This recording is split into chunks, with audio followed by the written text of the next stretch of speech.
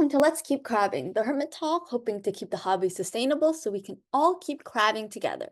This is brought to you by Kayla Edmonds and myself, Vivian Van. I'll also take this opportunity to say that we did have to go back in and re-record a few things, including this note. So if anything sounds a bit pieced together, I apologize in advance, and I thank you in advance for understanding. Let's talk a bit about what we're going to be doing today. First of all, this is only an overview of the intersection between land crab keeping and sustainability.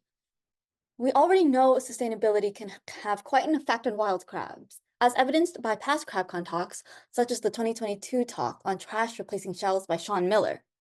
However, sustainable approaches to crabbing are less often discussed. What happens when the last green sand mine closes down, for example? What happens if our sources for calcium aren't as sustainable as we might hope? Thus, we'll be informing the community of the sustainability statuses of supplies, such as different sources of calcium, such as green sand, such as worm castings, and we'll be making a space to brainstorm and discuss new substitutes together. We will not be able to delve deeply into each of these, and it's really a space of invitation, of asking the community to come together and work together to find a new way forward. We will also not be pretending we know everything about every topic. Even among what we do discuss and what we do put forth, there could always be space for more knowledge to be shared. There can always be more people working on different things, different areas of research. We're also not going to be blaming individual keepers or small businesses. Not all approaches are pragmatic for everyone, and not everyone has thought of every single possibility. It's okay to appreciate what we do have and where the community has progressed so far. For example, it's okay to acknowledge that green sand is absolutely amazing and it's absolutely wonderful that green sand is part of the community, while still acknowledging that with everything happening with the green sand mines shutting down, we need to consider a new alternative. As mentioned before, first is an overview of our current supplies. Our first slide is on a couple of different decor that we may use around the tank. In a world led by overconsumption, we can't really make the perfect assumption on whether or not a product is fully sustainable.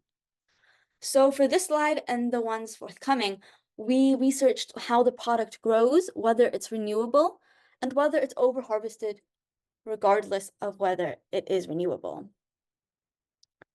Many of us will probably know by now that there are shady practices when it comes to harvesting some items. By discussing some of these popular items, we want to inform the community so we can come together and create change, including coming up with new ideas, as mentioned earlier. Cork is a bit of a strange one. Everything we've read suggests that it's sustainable, including current harvesting practices. However, our research on cork also leads us to believe that we should take good care of the cork we use now as to not eventually overconsume. We should try and buy more local sources of wood, as in the USA, and you can purchase foraged woods from little Etsy shops, such as Because of Crabs. Moving on to sphagnum moss, we aren't sure if sphagnum moss is fully sustainable either. We researched both sides of the narrative, as it can be a bit controversial. So far, the research suggests that Chilean sphagnum moss is not sustainably grown and harvested, while New Zealand sphagnum moss is. Therefore, Chilean sphagnum moss is cheaper and New Zealand is unfortunately a bit more expensive, but more ideal. But did you know you can also grow your own sphagnum moss? I highly suggest you go on YouTube and try to find a couple of videos about it. YouTube is a great resource. Boxwood. Boxwood, as we know, and this also applies to craft mesh and suction cups, are forms of plastic. And plastic isn't ideal, but we will be talking about eco-bricking later on. But in this section, I did want to just touch upon the fact that boxwood, suction cups, and craft mesh are big parts of the community, and it's okay to have them, and it's okay that we can't immediately cold turkey them completely out of the hobby yet, as long as we acknowledge that we should try to reuse as much as we can and not overconsume these things. 3D printing is also plastic, but fortunately it is a PLA plastic. And PLA actually is fairly sustainable considering it's plastic. It is biodegradable. So 3D printing is good to go. Okay, now we're going to look at a couple of the things we consider staples to keep in for the crabs to munch on. First up, we have forageables, such as leaf litter, acorn caps, better than leaf litter from south of the ocean. Here I have some oak leaf litter from Josh's Frogs and the Coastal Collection from My Hungry Hermit, both great options.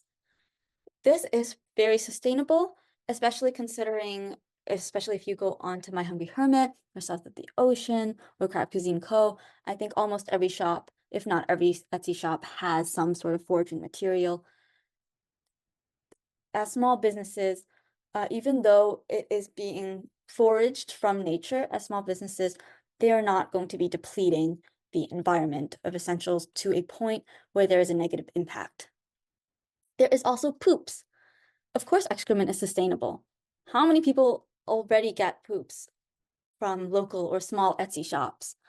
As Mary Akers' past talk on hermit crab's role in the environment was also talking about, not only is it sustainable, it's often a byproduct or farmed as worm castings, and it is extremely good for hermit crabs as coprophages. It will provide nutrients that are pre-broken down that they may not be able to get otherwise. It will provide beneficial bacteria from their digestive tracts. I believe in, as with other types of food as well, rotating poops out so that they can get different nutrients and different strains of beneficial bacteria because, every species is going to be digesting things in a different way and breaking down different diets. Moving on to calcium. This one is a little bit more complicated, unfortunately.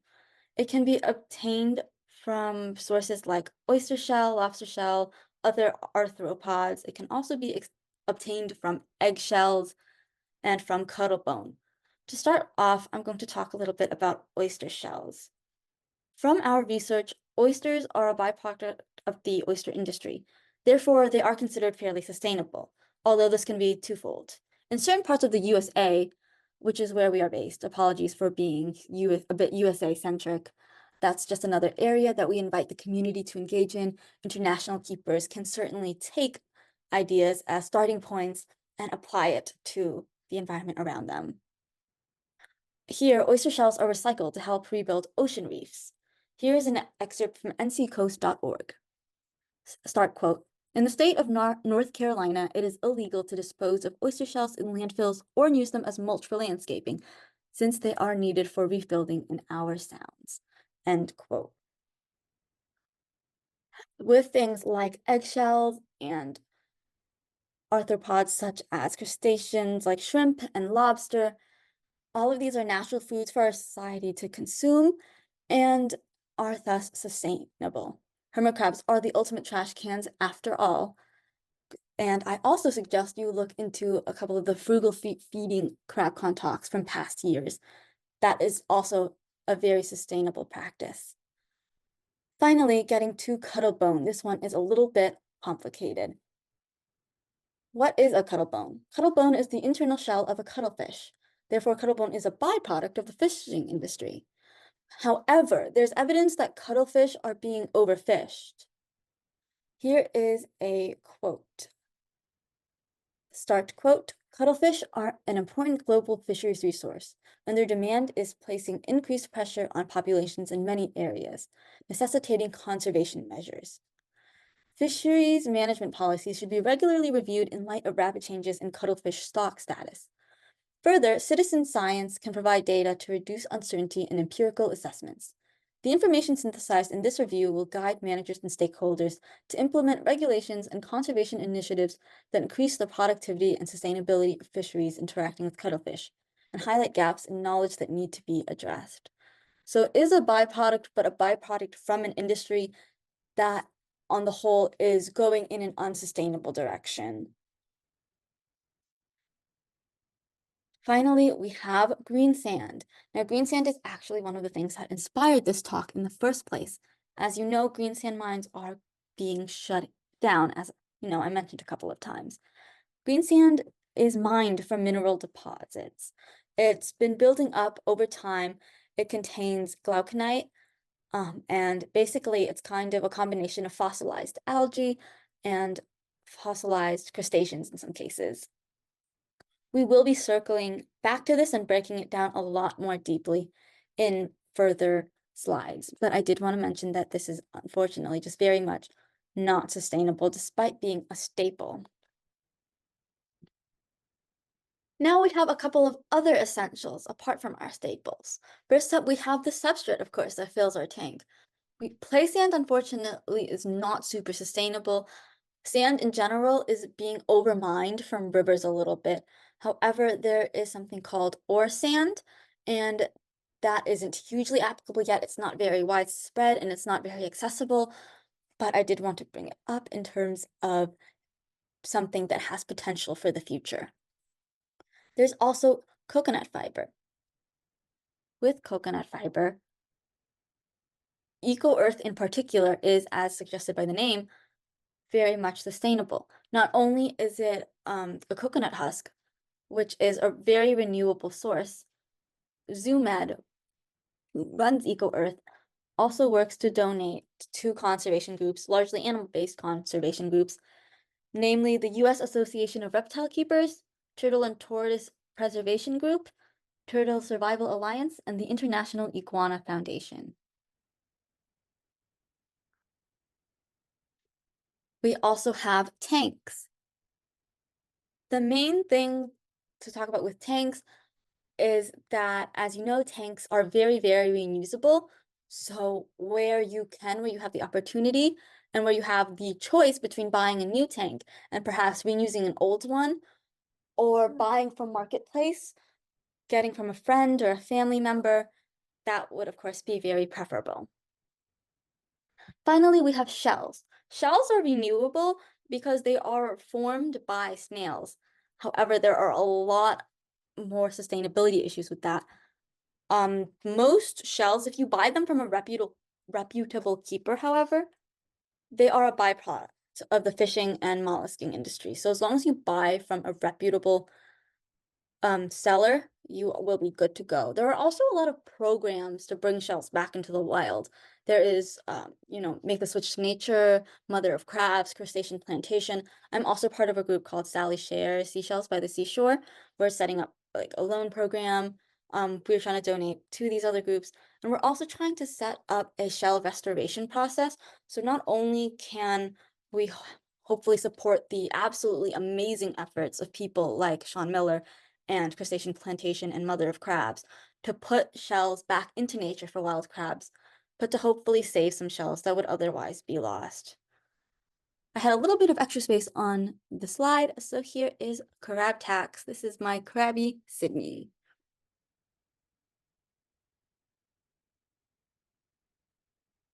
That concludes our cursory review of various current supplies that are being used.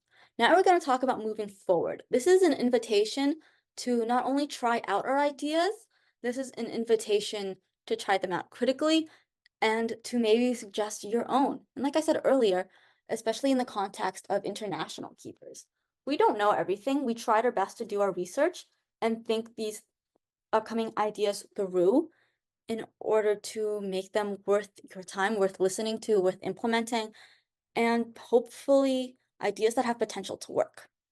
But this is very, very, very much an open invitation to the community as a whole. First up, we have green sand. Now, green sand was very, very tricky because it is a mineral deposit and it is primarily formed of glauconite and a little bit of quartz. You can't really get something exactly like glauconite that's not glauconite. But I did look into a couple of other minerals in the same family as glauconite, namely these are the mica group minerals. I'm not gonna really discuss each and every little difference here, but you can pause or screenshot and look at them yourself if you want to. One thing that is very important to note though is it's really, really hard to find information on how differences in chemical makeup of minerals will impact hermit crab digestion. I reached out to Hope Lappin at NYU, who specializes in researching biological topics and also has like a degree in librarianship. Neither of us were able to find much on how hermit crabs digest minerals, but for someone who understands geology a little bit better, maybe you can take a look at these and understand a little bit better if any of these are potential substitutes or how good of a substitute they would be. But I would like to maintain that as a backup only because as mineral deposits, all of these alternatives, as well as azomite, still are not going to be sustainable for the long term. Another idea that's been proposed is insect frass, which is basically just insect excrement. While this is amazingly nutritionally dense, just like green sand, I believe it better fulfills the niche of the other excrements, as previously mentioned on the staple slide. The niche of green sand also extends into being basically a mix of the different fossilizations of different like seaweeds and algae formed with salt water. With that in mind, I'm proposing instead a mix of different seaweeds. I am still researching the practical application of, different mixes as far as how the crabs take to them. I've invited a few people, and I'm still inviting people, to kind of help me test out different mixes, and it'll also take time, of course, to observe how that affects the crab's health and, what the crabs even prefer in the first place. But to start off, I proposed a 2-to-1 mix of chlorella, spirulina, and 1 part kelp. This is based on the distribution of fats, vitamins, protein, and iodine within the 3.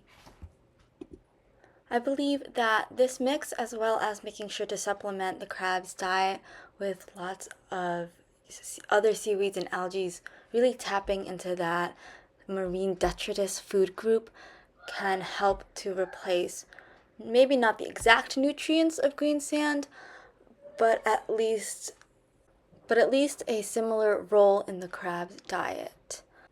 Meanwhile, we will continue to work on finding the most optimal variation of this mix, and we are excited to come back with more updates in the future.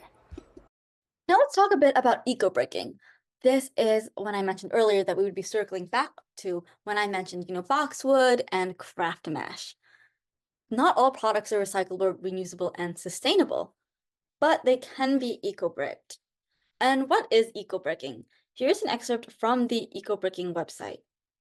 Basically, you just take all these bits and pieces that we don't have a more sustainable use for, and then you pack them tight into a bottle. And what that does is that the bottle will keep them from breaking down in a negative way in the environment, and then the bottle can also be reused to build different things. I highly, highly, highly recommend going to the EcoBrick website to learn more. But as you can see from the picture, you can get them registered and you can kind of make a mini art project out of labeling them with the registration code. We also wanted to talk about shopping practices. Things that we can consider are where can we find non-plastic packaged products? This may not be a question that is highly associated with hermit crabbing. It can be easy to separate different areas of our lives, such as going green and keeping certain pets, exotic pets that already are niche and have their own things to consider. But we can ask ourselves this question. We can ask ourselves, how can we shop on a budget and still stick to our ethics?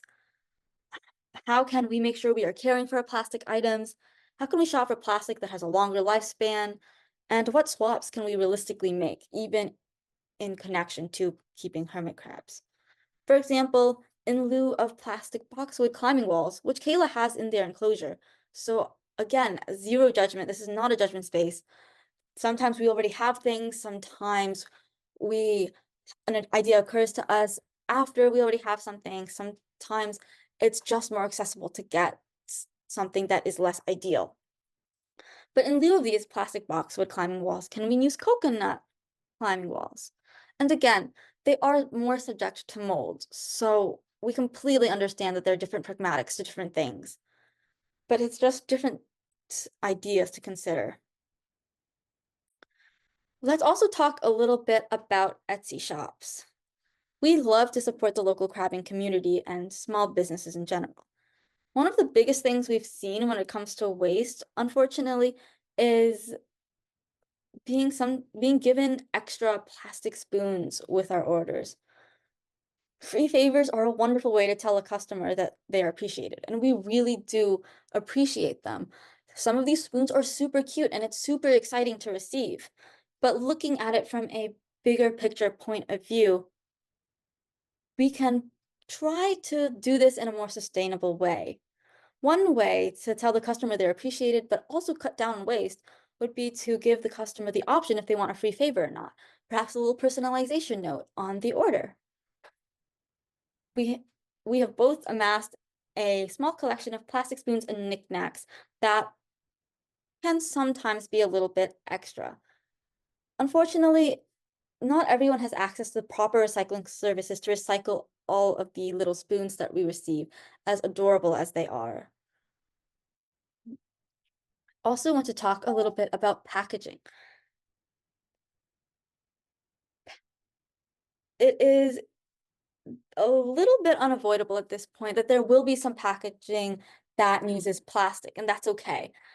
This is largely a little shout out to the shops who are trying, which is honestly probably all of them, and it's really amazing to see the efforts already being made. For example, I've seen shops switching the bags they package food in. I've seen shops talking about how they will reuse boxes sometimes and asking for a little bit of understanding if the boxes have a little bit of marks on them. And you have more than our understanding, you have our appreciation. Finally, a few notes on cultural accessibility. As I mentioned earlier, one really great way to be more sustainable in our crabbing is to use hermit crabs as trash cans. However, this isn't super accessible for people who have more or exotic food sometimes. We need more options on food safety lists. The current lists available to people are very USA centric, ignoring the different cultural foods international crabbers, third culture kids, and people who have access to different cultural foods in America can sometimes use. Here is a quote from an essay. The Crab Street Journal, one of the top 3 sources of information for hermit crab care in the US, does not include several traditional foods from Asia, such as longanians and star apples, which come to my mind because I have attempted to find them in the database in moments where I wanted a quick reference. Thus, translating a safe foods list from the Crab Street Journal from English into Vietnamese may provide the same particular bits of information, but not the same impact. In English, the force of the list, or even of the database the list is compiled from, is guidance on foods that the average mainstream American may regularly encounter. End quote. This force is unfortunately lost when there are foods that people of different cultures encounter on a daily basis that are not included in the safe nor the unsafe list. And then it can be difficult to know whether or not it would be safe to save those scraps for the hermit crabs. The next bullet, ending the wild crab trade worldwide, goes to breeding. Here is another quote from the same essay on translation. In countries with native hermit crabs and few legal regulations, like Vietnam and more notoriously Indonesia, crabs are often mass harvested from the wild. Each person who buys a hermit crab contributes to this poaching. While this is also an issue in the US, land hermit crabs are not as commonly found. Yet, the US has had successful captive breeding programs to shift the industry away from kidnapping, while Indonesia and Vietnam have not. Thus, it may be even more urgent to translate breeding guides for Vietnamese and Indonesian crab keepers than it would be to translate, say, the same guide into German, and vice versa. A notable exception to this disparity is Australia, where wild crabs do exist, but so do successful breeders of land hermit crabs. As breeding efforts grow in scale and success, the factor shifts back to being based in animal husbandry. It's totally understandable that groups aren't comfortable sharing international guides that haven't been vetted, but it would be great if we could make more efforts to vet these guides. And we know that the current crab community would be open to international keepers coming in if the opportunity arose. This is us putting that opportunity out there. This is us saying, let's make this happen. Even though the current lists do what they do really well already. Thank you.